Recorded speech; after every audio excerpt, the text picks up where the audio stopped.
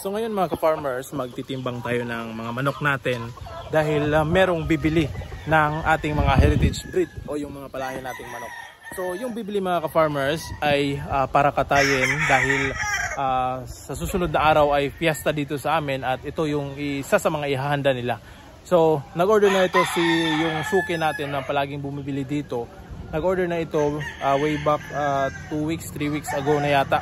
So ngayon, ito dumating na yung oras at kukuha tayo ng mga manok dito para timbangin. So ang average nito ay siguro nasa mga 1 kilos, 900 grams, 800 grams. So titimbangin natin at titingnan natin kung ilan ba ang aabuti ng isang pirasong manok at yung lahat na ibebenta natin ngayon. So konti lang naman pero ayos na ito, pagkakakitaan na rin natin ito. So samahan nyo ko at let's go! So ito na yung pinagpilian natin mga ka-farmers or kinuha natin doon sa kulungan.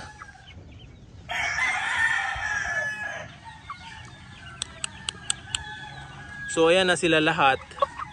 Natimbang ko na ito. Merong 1 kilo, merong 900 grams. So pipilian natin ito dahil 7 piraso ito. Siguro 6 lang yung kukunin natin. At ititira natin yung isa. So yung nalagay natin dito, ito yung mga malalaki at yung mga maliliit ay naiwan doon. So lahat po ito ay lalaki.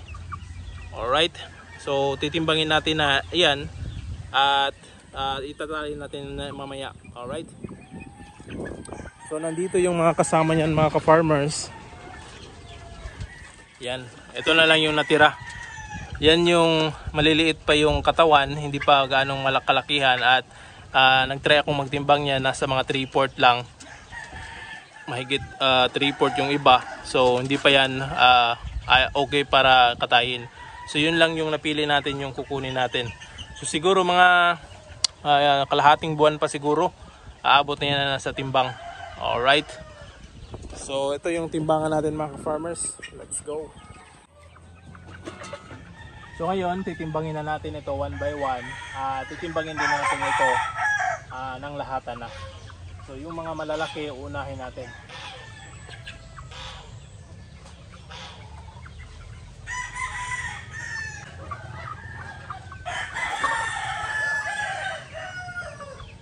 So mahigit 1 kilo ito.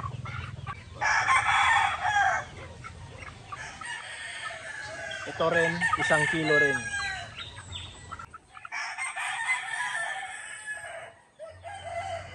Itong isa 900 grams.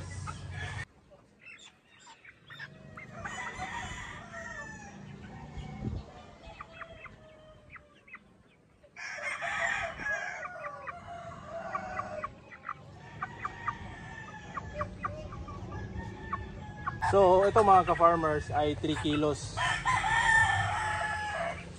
So yan 3 kilos.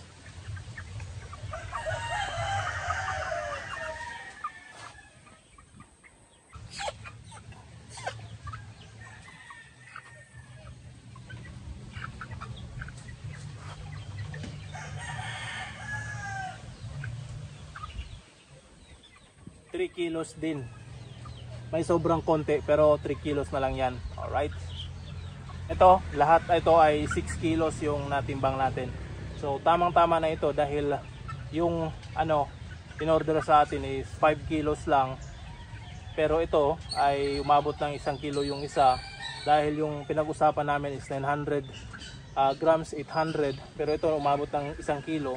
Kaya ito na lang ibibigay natin. So 6 na kilo.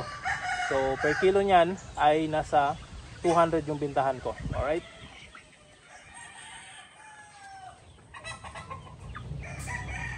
So ito na mga ka-farmers, i-deliver natin itong ang bigat, 6 na kilo. So ihahatid muna natin ito mga ka-farmers para may payday tayo. Ang bigat mga ka-farmers, oh. Nangangalay yung kamay ko. Tika lang, isang kamay. Yan, oh. 6 na kilo yan. Alright, let's go. Bye. So yun mga ka-farmers, nakabalik na tayo. Mamaya na daw yun, ihatid yung bayad. So ang kikitain natin doon is that 6 na kilo, tig 200. Nasa 1,200 yung 6 na piraso. Alright, so hinihingal tayo dahil medyo mabigat yung dala natin. So mamaya ihatid yung bayad. Alright, so yun mga ka-farmers, yung mga manok na yon ay inalagaan natin ng siguro mga 2 buwan at yun na yung naging timbang nila. So para sa akin mga ka-farmers ay ayos na rin yon dahil sa 2 buwan mahigit ay umabot na sila ng tigi 1 kilo. So yun ay hindi pa natin yung pagkain nila mga ka-farmers ay hindi naman yung unlimited or unlibitum yung pagkain natin sa mga manok na yon. So sa pagdating ng edad nila mga ka-farmers ng 1 buwan, ang kain lang nila is umaga at saka hapon. So hindi na ako nagpapakain ng tanghali, hindi na rin ako nagpapakain sa gabi. So hindi unlibitum yung pagkain, pero makikita nyo naman yung bigat nila ay nandun na talaga. So depende yan sa breed na rin mga ka-farmers dahil heritage breed yung mga manok natin, mabilis talaga silang lumaki. So update din sa mga upgraded native natin. Yung pinagbentahan natin ng mga upgraded native na mga sisiw ay nakapagbenta na rin sila. So almost 85 heads na rin yung napagbenta nila. So si Sir Vic nang umorder ng mga sisiw natin at saka yung business partner niya na mag-ama, yung kanyang mga kapatid at saka yung ama, yung kanyang business partner. So yun mga ka-farmers ay nag-message sa akin kagabi na o-order ulit sila ng mga sisiw. So ito naman yung panibagong batch na kanilang o-orderin ng mga upgraded native na mga sisiw para naman palakihin nila at saka mabenta. So good news ito mga ka-farmers sa ating munting manukan at sa ating munting negosyo. So meron na tayong incoming pa na mga sisiw na maibenta. So hopefully madami yung ma-produce natin ng mga sisiw na upgraded native na mga sisiw. At saka itong mga manok natin na titira na pure breed na heritage breed dito ay umabot na rin ng mga kilo. So marami pa tayong mga pure heritage breed dahil every year nagbi-breed talaga ako ng pure na mga heritage para replacement doon sa mga breeders natin.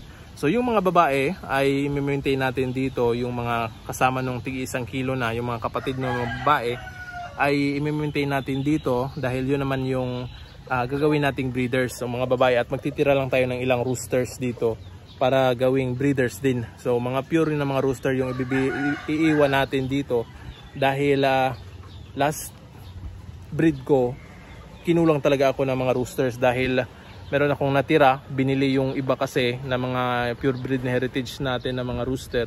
So ang natitira lang dito sa akin ay isang Black Australorp. Yung Black Australorp ko pa ay hindi magandang mag-produce, 0 talaga yung fertility ng Black Australorp. So which is hindi talaga ako nakapag-breed ng Black Australorp ngayong taon na ito. At pangalawa, isang Barred Rock na rooster, isa lang din yung naiwan sa akin. At saka yung Orpington Blue na rooster, meron tayong isang pure breed na Orpington Blue na yun ang naging mga resulta. Marami tayong mga Orpington Blue dito na mga anak, yung iba na benta na natin. At saka ano pa ba, yun lang 3 siguro yung heritage ko ng mga roosters na nabili. Meron akong Rhode Island mga ka-farmers, pero hindi ko ginagamit yung mga Rhode Island Red ko na mga roosters. Meron akong sigurong 3 pero hindi ko ginagamit. So yung ginagamit ko lang is yung Barred Rock at saka yung Orpington Blue lang talaga yung ginagamit ko, at saka yung Black Australorp which is hindi ko nagamit totally. So ito, yan nasa likuran yung asan ba yun? Ayun pala. Yan yung Rhode Island Red ko. Meron 2 sa kulungan, pero yung 2 sa kulungan ay hindi na masyadong maganda yung kalagayan dahil medyo payat. So yan lang yung magandang, asan na yun? Yan lang yung maganda yung pangangatawan at pwedeng i-breed.